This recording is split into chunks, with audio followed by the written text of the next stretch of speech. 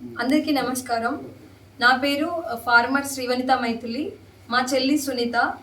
మేము 2012 నుండి గో ఆధారిత వ్యవసాయంలో ఉన్నాము. అంటే గోవు పేడ, గోమూత్రము, ఎద్దుల పేడ, ఎద్దుల మూత్రము, వీటితో పంచగవ్యాలతో వ్యవసాయం చేసే వ్యవసాయ పద్ధతిలో ఉన్నాము. అయితే ప్రస్తుతం ఏంటంటే విషయము, నేను మలక్పేటలో మా ఇంటి ఎదురుగా, మా అత్తయ్య వాళ్ళ ఇంటి ఎదురుగా వెళ్తున్నప్పుడు 2 ట్రక్కుల్లో మూడు పెద్ద నంది అంటే ఎద్దులు, అంటే ఒక 15 ఏళ్ళు వ్యవసాయానికి పనికొస్తాయి. నేను వ్యవసాయంలో ఉన్న వ్యక్తిగా చెప్తున్నాను. 15 ఏళ్ళు వ్యవసాయానికి పనికొస్తాయి. అవి చాలా ఆరోగ్యంగా ఉన్నాయి. అసలు అవి కబేళాలకి తరలించాల్సిన సందర్భమే లేని ఆవులు, చాలా హెల్తీగా ఉన్న ఎద్దులు అవి.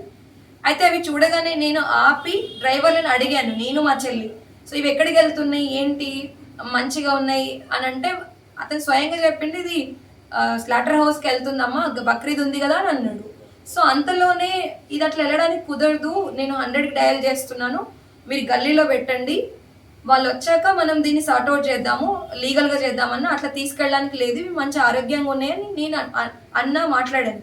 ఇది జరిగే లోపే ఎక్కడి నుండి వచ్చారో ఎలా వచ్చారో తెలీదు, ఒక 100 మంది పైన మగవాళ్ళందరూ నా మీద చెల్ల మీద దాడికి వచ్చారు, స్కూటీలతో మా మీదకి దాడికి వచ్చారు. సో నేనేం చేశాను, ఆ వెహికల్స్ వెళ్తే మళ్ళీ దొరకవు, అంత మంచి ఎద్దులు ఎట్లా వాటిని సంరక్షించడము, ఇది లీగల్గానే ఇది అయ్యాకనే నేను ఒక నిర్ణయానికి రావాలని, నన్ను నేను కాపాడుకోవడానికి, చెల్లెని కాపాడుకోవడానికి, ఆ వెహికల్ పోకుండా ఉండడానికి మేము ఆ వెహికల్ ఎక్కినాం.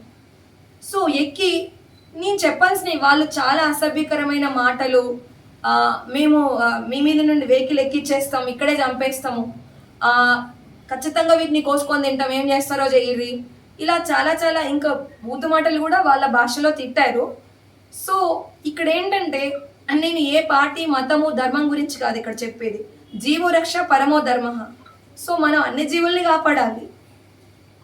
ఇక్కడ వాళ్ళని చంపడం గురించి, మీది నాది ప్రాణంగాని వాటిది ప్రాణం కాదా, ఇలా చంపడానికి లీగల్గా లేదు. ఆరోగ్యంగా ఉన్న ఎద్దుల్ని వీటిని చంపడానికి లీగల్గా లేదు. అండ్ ఎనిమల్ తీసుకున్నా కూడా, జంతువులకు కూడా వాటిని బ్రతికే హక్కు వాటికి ఉంది. చిలకల్ని కూడా పంజరంలో పెడుతూ కూడా పెద్ద పెద్ద కేసులు అవ్వడానికి చట్టంగా కేసులు ఉన్నాయి, చట్టపరంగా నియమాలు ఉన్నాయి. అలాగే వీటికి బ్రతికే హక్కు ఉంది. సో ఆ పరంగా నేను ప్రశ్నించాను. వ్యవసాయంలో ఉన్న వ్యక్తిగా ఎద్దుల పైన ఉన్న ఎద్దుల్ని మా ఇంట్లో భాగంగా మేము పూజిస్తాము, మేము వ్యవసాయంలో భాగంగా వాటిని ఒక అన్నదమ్ములాగా చూసుకుంటాం. సో నేను మా చెల్లి మేము రైతులం, ప్రకృతి వ్యవసాయ రైతులం. సో ఈ గో ఆధారిత వ్యవసాయంలో భాగంగా, గోరక్షక్లో నేను భాగంగా ఖచ్చితంగా దీన్ని ఆపాలనే ఉద్దేశంతో ఆ స్పాంటేనియస్గా కనబడేసరికి నేను చేశాను తప్ప, ఇది ఎక్కడ ఏ ప్లానెడ్గా జరిగింది కాదు, ఏది కాదు. సో ఈ రకంగా జరిగాక వాళ్ళు వెహికల్ తీసుకెళ్ళిపోయి పక్కనే ఇక్కడ మలక్పేటలోనే ఏదైతే గల్లీలో తీసుకెళ్లి వాళ్ళ బిల్డింగ్స్ అండర్లో ఉన్న ప్లేస్లోకి తీయలేరు, ఖచ్చితంగా వస్తాం, మీరు ఏం మికలేరు, ఇలాంటి మాటలు మాట్లాడారు. అంతలో ఏంటంటే మన పోలీస్ వాళ్ళు కొందరు వచ్చేసి మమ్మల్ని సేఫ్గా పోలీస్ స్టేషన్ తీసుకెళ్ళి జరిగిన విషయం ఏంటని తెలుసుకొని ఇదంతా కూడా రాయించి కంప్లైంట్ ఇవ్వడం జరుగుతుంది. సో ఇక్కడ నేను విన్నవించే విషయం ఏంటంటే, మనం మనుషులను బ్రతుకుండడానికి ఆకుకూరలు, కూరగాయలు ఇవన్నీ శాకాహారం తింటే సరిపోతుంది, మిగిలిన జీవులన్నింటినీ చంపుకొని తినాల్సిన అవసరం లేదు. ఇక్కడ ఎద్దుల్ని ప్రత్యేకంగా, ఆవుల్ని ప్రత్యేకంగా ఎందుకు అంటున్నామంటే, అవి మా జీవన విధానంలో ఒక భాగంగా మేము సంరక్షించాలంటున్నాం తప్ప ఏ మతాలను వ్యతిరేకించి కాదు. అదే టైంలో నేను 100కి కూడా డయల్ చేశాను ఫోను, కానీ ఆ ముందర వాళ్ళందరూ దాడికి వస్తుంటే మమ్మల్ని మేము కాపాడుకుంటూ వాళ్ళ దానికి సమాధానం చెప్తూ, కానీ కొంచెం లేట్ అయింది వాళ్ళు వచ్చేసరికి. సో ఇది జరిగిన విషయం.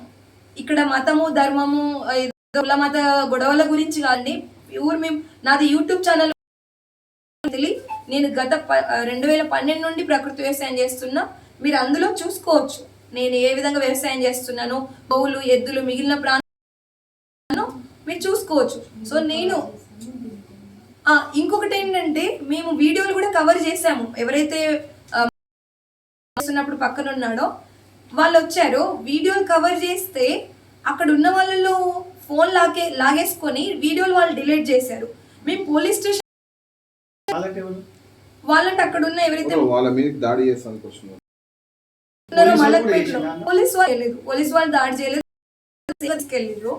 అయితే వీళ్ళు ఫోన్ లాక్కొని అందులో ఉన్న వీడియోలు కూడా డిలీట్ చేసిరండి. పోలీస్ స్టేషన్కి వెళ్ళి మేము సార్ ఎవరైతే ఏసీపీ సార్ ఉన్నారో ఆయనతో మాట్లాడేటప్పుడు ఫోన్లు బయట ఎస్ఐ గారు అడిగి తీసుకున్నారు, 2 ఎస్ఐలు ఉన్నారు.